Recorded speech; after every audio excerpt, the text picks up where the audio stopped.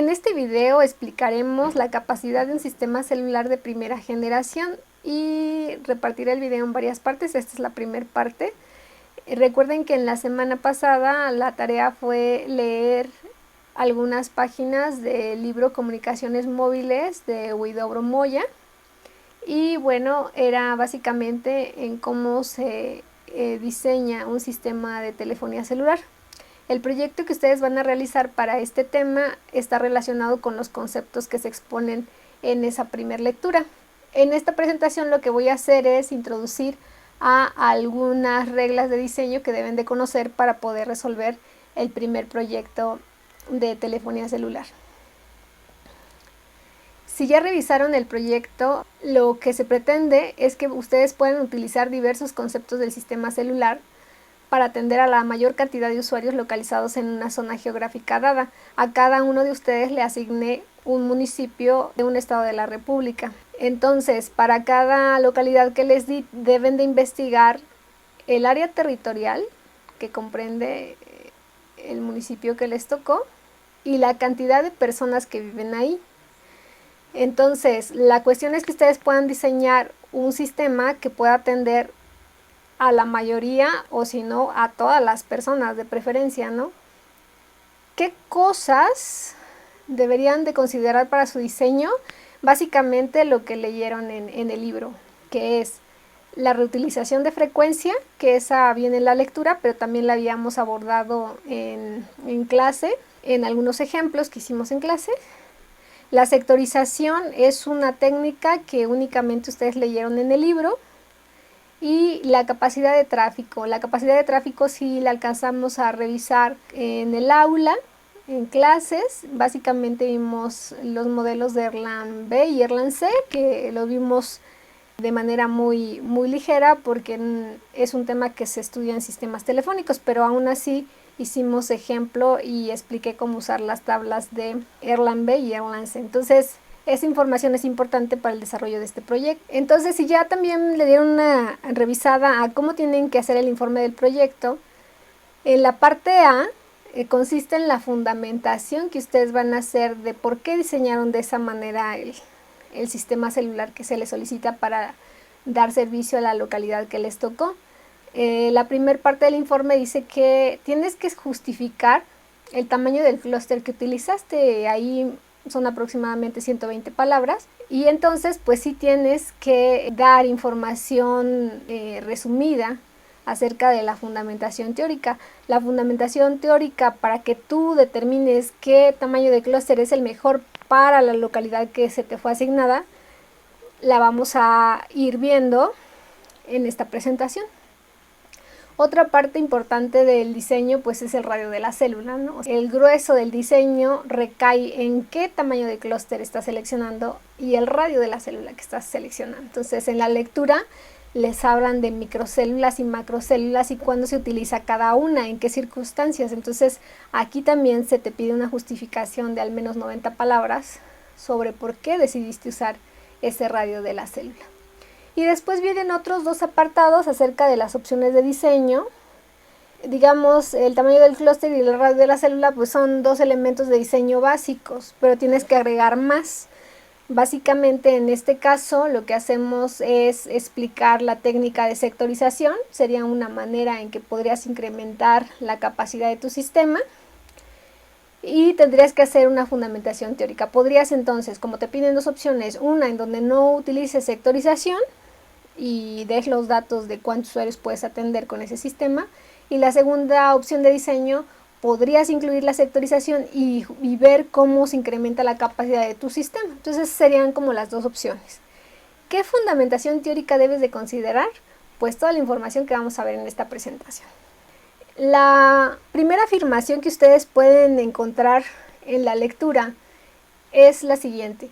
Si las células están suficientemente alejadas, podrán reutilizar el mismo radiocanal debido a que la señal interferente se atenúa con la distancia. Entonces ahí incluso viene una figura en donde ustedes pueden ver tres células que están en un territorio, están separadas, y en esas tres células utilizan las mismas frecuencias que ya habíamos platicado en clase. Por ejemplo, las estaciones de radio que utilizamos o escuchamos aquí en Ciudad de México, puedes utilizar las mismas frecuencias en la ciudad de Morelos porque están tan lejos que nos interfieren aunque estén utilizando las mismas frecuencias para transmitir. Es el mismo principio que opera aquí. Pero la pregunta de diseño es, ¿qué tan alejadas deben de estar las células que usan el mismo radiocanal para que la señal interferente se atenúe lo suficiente para evitar la interferencia cocanal? O sea, van a utilizar la misma frecuencia, pero debe de haber una distancia mínima que yo puedo considerar. ¿Cuál es? ¿O cómo la puedo calcular? Entonces esa es una pregunta que debes de hacerte. Esta diapositiva se llama cerca o lejos, o sea, qué tan cerca o qué tan lejos las pongo para controlar esa interferencia. La afirmación que se hace en la lectura es: cuanto más pequeñas sean las células, mayor será el número de canales que soporte el sistema con el reuso de frecuencias. Y así, esto como, bueno, pues se supone que si tus células son más pequeñas, entonces vamos a suponer que tienes un clúster de 4 células. Esas células, como son pequeñas, las puedes replicar muchas veces en un territorio dado. Y entonces puedes tener más canales porque en cada clúster estás reutilizando las frecuencias. Y en el dibujo de este lado lo que yo pongo es una célula más grande con un radio más grande. Y entonces esta célula es más grande. Si el clúster es de 4, pues se replica menos veces en un territorio dado y entonces tienes menos canales. Entonces las preguntas de diseño es: ¿qué tan pequeñas debo hacer estas células? Primero, para evitar la interferencia cocanal, que es similar a la pregunta anterior. ¿Y qué beneficio obtengo si la célula es más pequeña o más grande? O sea, en este diseño, en esta figura que aparece en esta diapositiva, ¿qué daría mejores resultados? ¿Esta célula pequeña o la célula grande? Entonces eso también hay que averiguar cuál es la respuesta para el caso de su localidad. En la lectura ya nos anticipa, ¿no?, que las células pequeñas las utilizas en áreas con alta densidad, como por ejemplo aquí en este mapa se ve que estas células pequeñas están en donde tienes más pobladores, y estas células grandes es como territorio rural porque no hay densidad poblacional. Por eso en el problema que les di, te los puse más fácil, les dije que consideraran una densidad poblacional uniforme para que no tengan que poner células pequeñas y grandes, que si lo hacen sería una opción de diseño más completa, pero bueno, eso lo dejo como un extra. Ahora, la otra afirmación tiene que ver con el tamaño del clúster. Dice: un conjunto de células o celdas que utilizan todos los canales de frecuencia disponibles del sistema, pero que no los reutiliza, se denomina clúster. Es decir, si tú tienes 100 canales, esos 100 canales los repartes en tu clúster. Entonces, esos 100 canales son únicos e irrepetibles en tu clúster. Y la pregunta de diseño es: ¿qué tamaño de clúster usar? Por ejemplo, en la figura, el primer clúster es de 4 células. Entonces ahí espero que las identifiquen. Por ejemplo, en este clúster, 1, 2, 3 y 4 células. Entonces este clúster tiene 100 canales distintos. Entonces cada una de estas células tiene 25 canales distintos. Ahora, si nos vamos a otro clúster, 1, 2, 3, las otras 4 células utilizan los mismos 100 canales. Si haces un clúster de K igual a 7, entonces tendrías que dividir los 100 canales entre 7. Entonces a cada célula le toca menos canales.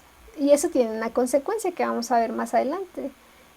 Entre menos canales tenga una célula, menos tráfico ofrece. Tráfico ofrecido lo pueden determinar con una tablita de Erlang y una probabilidad de bloqueo, o una probabilidad de esperar con unas tablas de Erlang.